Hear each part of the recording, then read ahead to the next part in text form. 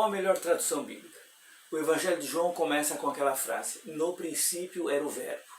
Podia ser traduzido também, como algumas traduções o fazem, no princípio era a palavra. Ou seja, a comunicação de Deus, ela é sempre uma tentativa de colocar para o ser humano sua compreensão num nível que o ser humano possa compreender. Ou seja, a revelação divina sempre é um favor, uma concessão divina para a ignorância humana.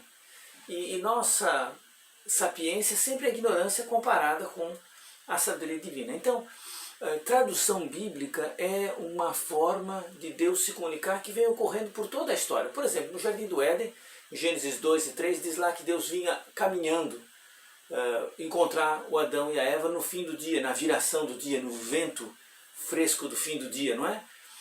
Isso é uma adaptação. Claro que Deus não tem pernas, Deus não tem que andar, mas era um jeito de Deus se apresentar para Adão e Eva de modo que eles pudessem ter uma conversa, um intercâmbio, né? Deus se coloca, se traduz em termos humanos. E assim também toda a história bíblica. Deus falou com Noé em termos que Noé entendesse, falou com Abraão de forma compreensível. Deus até apareceu uma vez como pessoa para Abraão e conversou com ele. Para Moisés, Deus apareceu naquela sarça que se queimava e não se consumia. Então, Deus aos profetas apareceu às vezes por sonhos, em revelações, às vezes uma visão que o profeta tinha ou uma circunstância despertava nele a comunicação, a tradução divina. E por isso que Hebreus capítulo 1, versículos 1 em diante diz: havendo Deus outrora falado muitas vezes, de muitas maneiras aos pais pelos profetas, então a revelação de Deus no Velho Testamento era um processo de tradução de Deus tentando colocar na linguagem do seu povo aquilo que ele queria que o povo entendesse.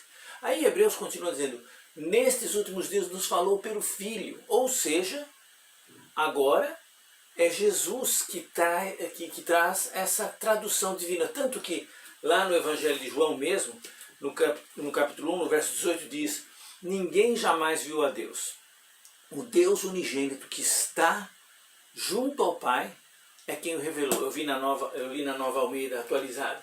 Então essa revelação divina, que Jesus representa, a maior revelação divina, ela é, como diz aqui, ele quem o revelou. A palavra revelou aqui é a palavra explicou. E alguns até querem brincar com a palavra dizendo: Jesus fez a exegese de Deus. Ele colocou a explicação de como Deus é, como Deus pensa, como Deus fala. E é justamente isso que a Escritura tem. Toda a Escritura, mesmo que nós temos traduções da Bíblia, realmente toda a revelação divina é uma forma de tradução. Deus tentando falar a nossa linguagem. O problema da tradução propriamente dita começou lá em Gênesis 11, quando os homens se reuniram na planície lá da Mesopotâmia, em Babilônia, em Babel, e construíram aquela torre de Babel. Babel é Babilônia.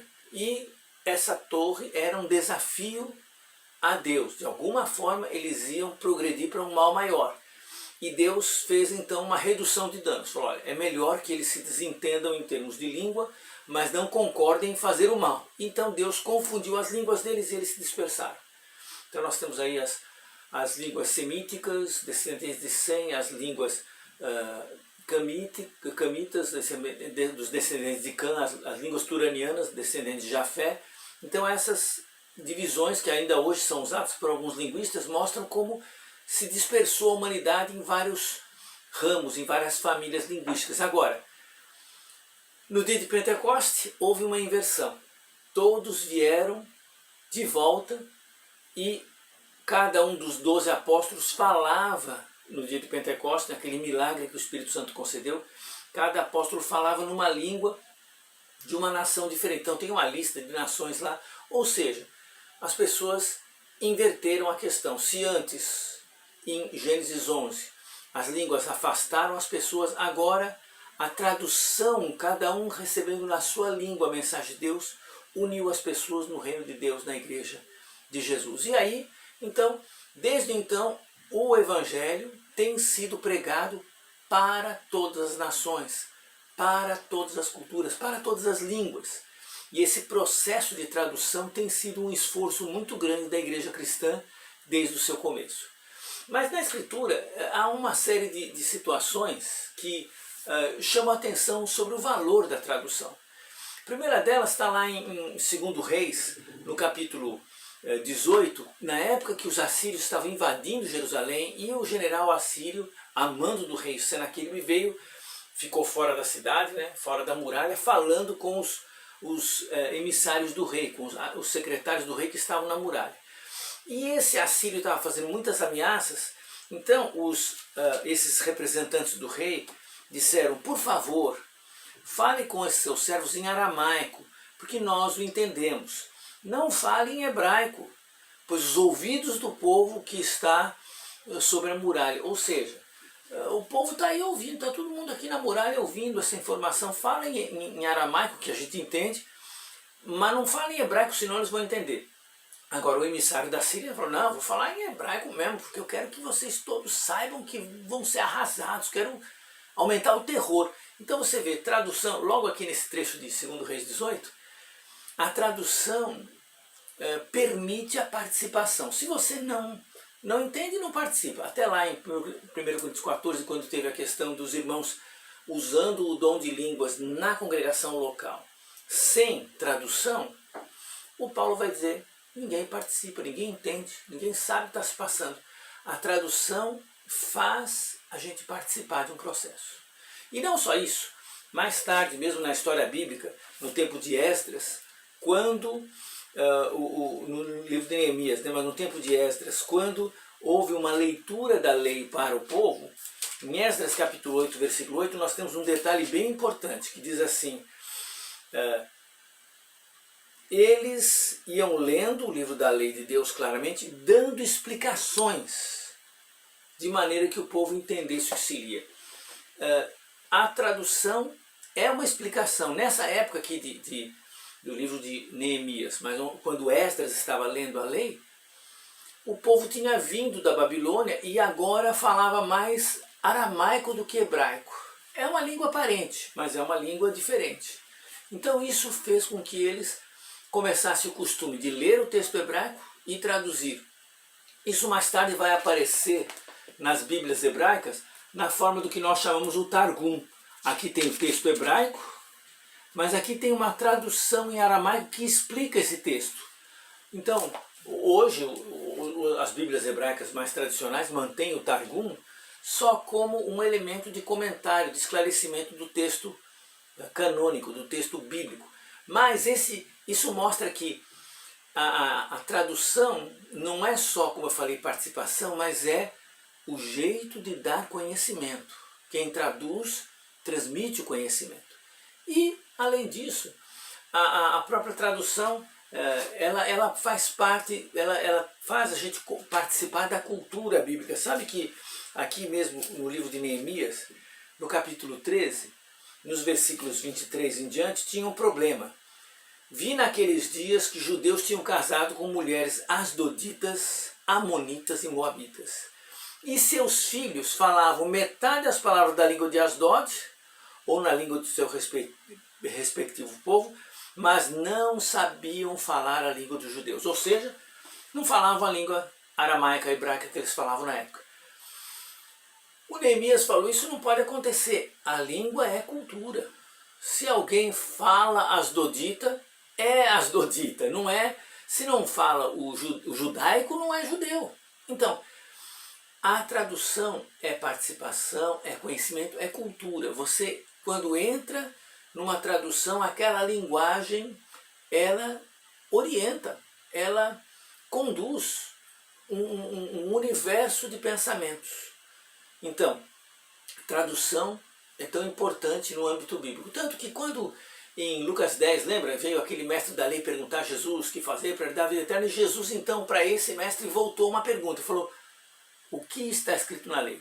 Como interpretas? E a tradução é como lês, como interpretas, mostrando que não basta, evidentemente, ter a Torá e ler, mas é como é que você traduz isso, como é que você interpreta isso, tanto no entendimento como na praxis, no fazer. E aí o cara dá aquela desculpa, bom, ele cita bem os 2 mandamentos, mas depois dá aquela desculpa e Jesus então conta a parábola do samaritano. Mas o ponto é esse, que a tradução bíblica é muito importante para que nós tenhamos justamente conhecimento, participação, entremos na cultura bíblica e na prática do que a Bíblia diz. Sem tradução não há tudo isso. Então, quando nós pensamos na Escritura, na Bíblia, nós pensamos num livro que é o nosso livro sagrado, mas os originais é que são inspirados. Então, nós temos o texto grego do Novo Testamento, nós temos o texto hebraico do Velho Testamento. Esses textos são inspirados. Mas aí, até chegar na nossa tradução, então nós temos um processo necessário. Mesmo quando eu leio em hebraico, ou mesmo quando eu leio em grego, eu faço uma tradução para mim, porque minha língua não é hebraico, não é grego, eu falo português. Então, todo o trabalho de estudo bíblico se baseia em tradução. E tem uma variedade, eu peguei aqui algumas poucas traduções que eu tenho aqui em casa, né? E coloquei aqui só para a gente ter a ideia, mas se fosse colocar aqui, não tem espaço para todas as que eu tenho em casa. E veja, isso não é nem 1/10, nem 1/100 do que existe de tradução, tanto em português como no mundo. Essa variedade de concordância e discordância é uma riqueza de recursos. Então, as traduções vão nos ajudar a entender melhor o que Deus está tentando traduzir para nós. E a igreja cristã tem uma longa história de tradução. A primeira tradução bíblica importantíssima foi feita pelos próprios judeus entre o Velho e o Novo Testamento, a chamada Septuaginta. Traduziu-se o Velho Testamento do hebraico para o grego, que era a língua que os judeus da dispersão falavam com mais facilidade. Mas depois, os judeus abandonaram a Septuaginta, os cristãos pegaram, e os cristãos depois fizeram outras traduções livres para outras línguas.